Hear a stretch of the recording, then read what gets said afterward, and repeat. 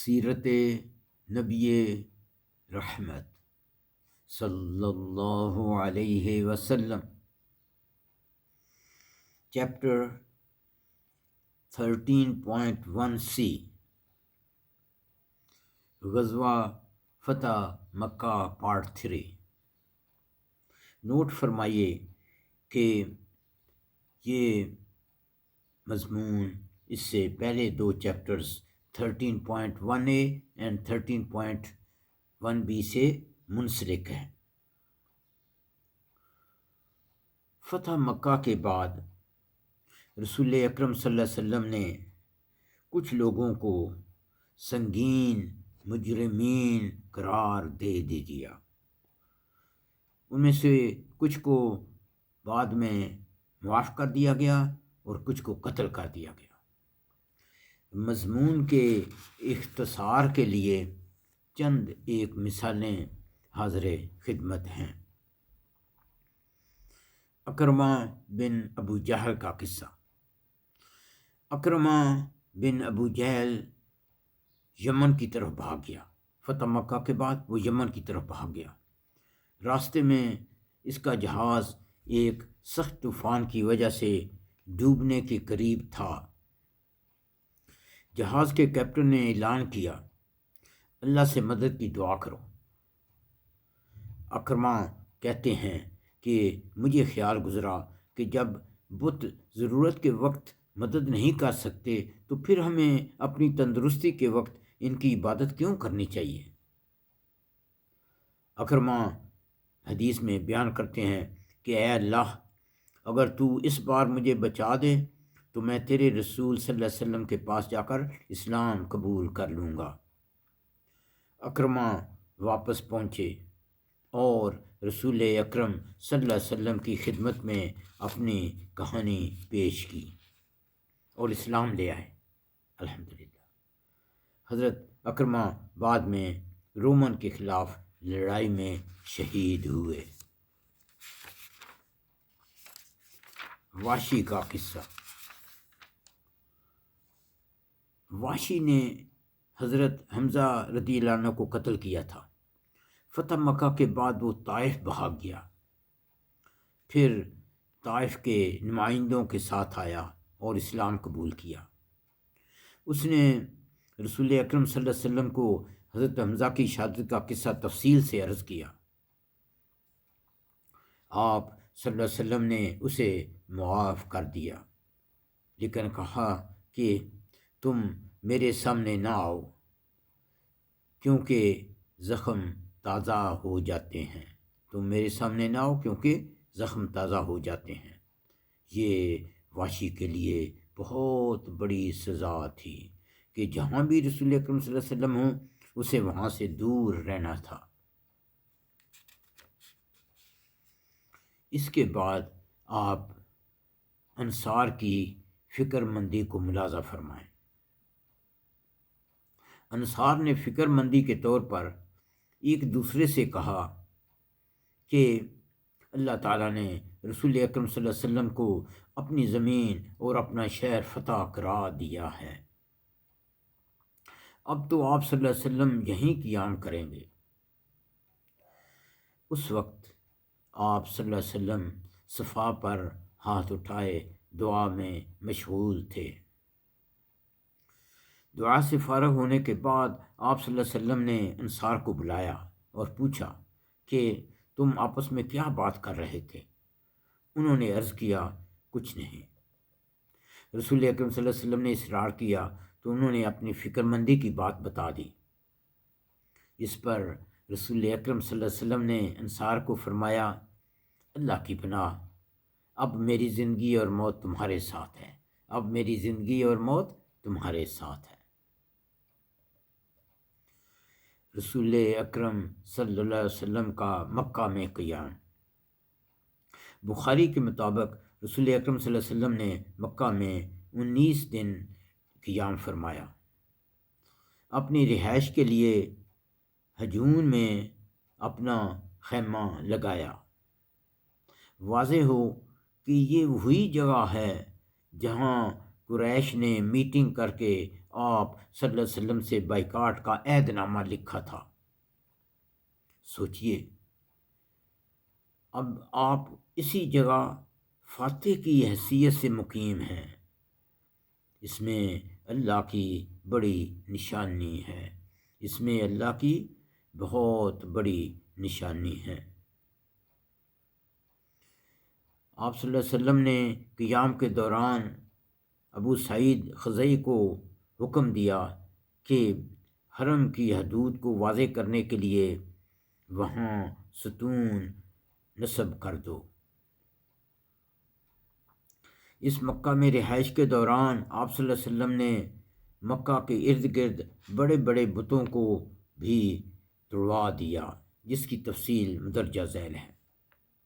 Number 1، رسول اکرم صلی اللہ علیہ وسلم نے 25 رمضان 8 ہجری کو حضرت خالد بن ولید رضی اللہ عنہ کو 30 سواروں کے ہمراہ نخلا میں عزا بت توڑنے کے لیے بھیجا۔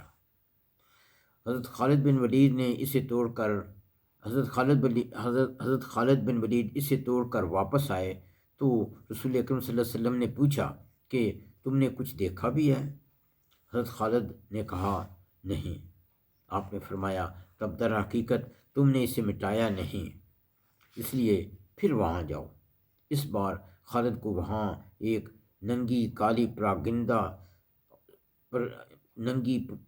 پراگندہ سر عورت نظر آئی۔ حضرت خالد رضی اللہ عنہ نے اس عورت کو تلوار سے 2 ٹکڑے کر دیا اور واپس پہنچ کر اس واقعہ کی خبر رسول اکرم صلی اللہ علیہ وسلم کو دی۔ آپ صلی اللہ علیہ وسلم نے فرمایا ہاں وہی عزا تھی، اب وہ مایوس ہو چکی ہے کہ تمہارے ملک میں کبھی بھی اس کی پوجا کی جائے۔ واضح ہو یہ عزا جو تھی یہ قریش اور بنو کنانہ کا بت تھا۔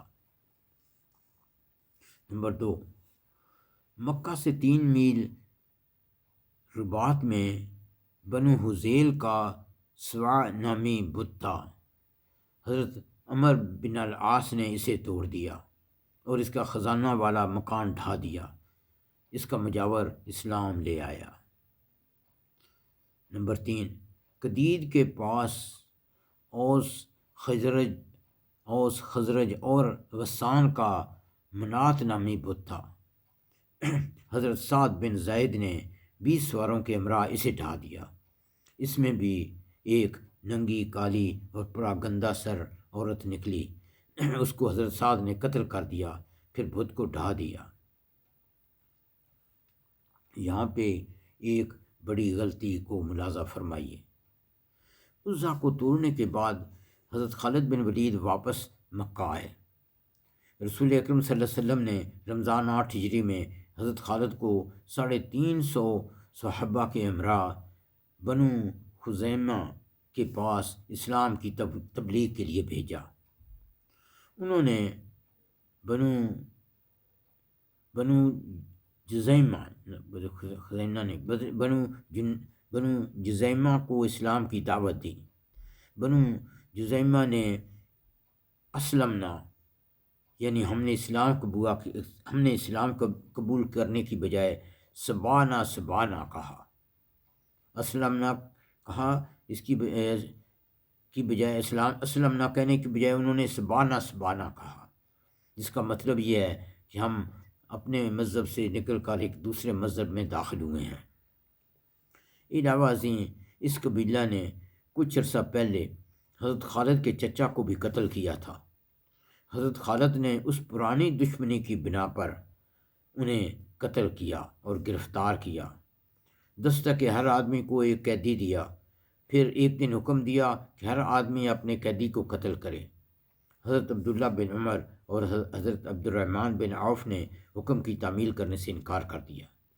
جب دستہ واپس مکہ پہنچا تو رسول اکرم صلی اللہ علیہ وسلم کو بہت غصہ آیا اور آپ صلی اللہ علیہ وسلم نے ہاتھ اٹھا کر 2 بار فرمایا، اے اللہ، جو کچھ خالد نے کیا ہے میرا اس سے کوئی تعلق نہیں۔ یہ حدیث بخاری میں ہے۔ اس سریہ میں بنو سلیم کے لوگوں نے حضرت خالد کے حکم کی تعمیل کے طور پر اپنے قیدیوں کو قتل کیا، جبکہ انصار اور مہاجرین نے نہیں کیا۔ جبکہ انصار اور مہاجرین نے نہیں کیا۔ رسول اکرم صلی اللہ علیہ وسلم نے حضرت علی رضی اللہ عنہ کو بنو جزیمہ کے پاس بھیجا تاکہ مقتولین کی دیت اور دوسرے نقصانات کا معاوضہ ادا ہو۔ اس سریہ کے دوران حضرت خالد بن ولید اور حضرت خالد بن ولید اور حضرت عبد الرحمن بن عوف کے درمیان تلخ کلامی ہوئی۔ جب رسول اکرم صلی اللہ علیہ وسلم کو اس انبن کا پتہ چلا تو آپ صلی اللہ علیہ وسلم نے حضرت خالد بن ولید کو کہا، اے خالد، میرے رفقا کو کچھ کہنے سے باز رہو۔ خدا کی قسم، اگر تم اود پہاڑ کے برابر بھی سونا اللہ کی راہ میں خرچ کرو تب بھی میرے رفقا میں سے کسی ایک آدمی کی ایک صبح کی عبادت یا ایک شام کی عبادت کو بھی تم نہیں پہنچ سکتے۔ یہ حدیث بخاری اور مسلم میں ہے۔ واضح ہو کہ حضرت خالد بن ولید چند ماہ پہلے اسلام لائے تھے۔ ان کی اسلامی تعلیم محدود تھی، لیکن ان سے بڑی خطا یہ ہوئی کہ انہوں نے پرانی دشمنی کی وجہ سے بھی بنو جزیمہ کے آدمیوں کو قبیلہ بنو جزیمہ کے آدمیوں کو قتل کیا۔ حضرت خالد بن ولید نے بعد میں جنگ حنین اور طائف اور جنگ تبوک میں حصہ لیا اور حضرت ابو بکر اور حضرت عمر رضی اللہ عنہ کے زمانے میں بہت اہم اسلامی فتوحات کیں۔ اب تک اکثر لڑائیاں قریش اور رسول اکرم صلی اللہ علیہ وسلم کے درمیان تھیں۔ باقی 90% عرب قبائل ان لڑائیوں کے نتیجے کا انتظار کر رہے تھے۔ ان کا کہنا تھا کہ اللہ تعالیٰ نے ابرہہ کو مکہ فتح کرنے سے روک دیا تھا۔ اگر رسول اکرم صلی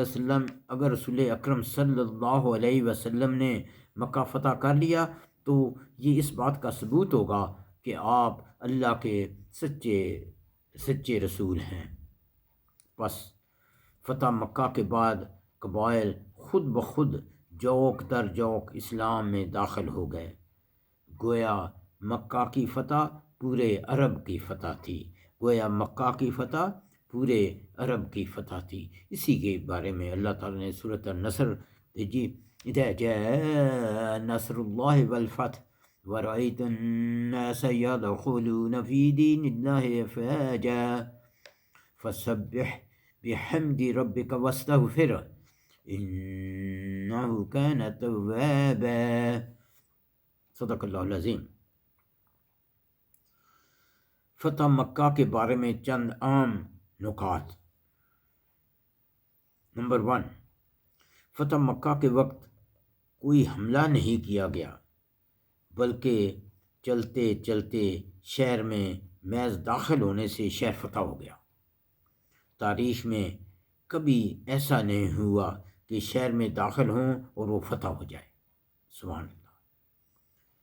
نمبر 2، آپ صلی اللہ علیہ وسلم نے فتح کے بعد کوئی تکبر اور غرور نہیں کیا، بلکہ انکساری کی وجہ سے آپ صلی اللہ علیہ وسلم کی داڑھی مبارک کے بال اونٹ کے کچاوے کی لکڑی سے لگ رہے تھے۔ سبحان اللہ۔ نمبر 3، فتح کے بعد اولین ترجیح یہ تھی کہ اللہ کی عبادت کی جائے اور خانہ کعبہ کے اندرونی اور بیرونی بتوں کو ختم کیا جائے۔ قریش کا معاملہ بعد میں طے ہوگا۔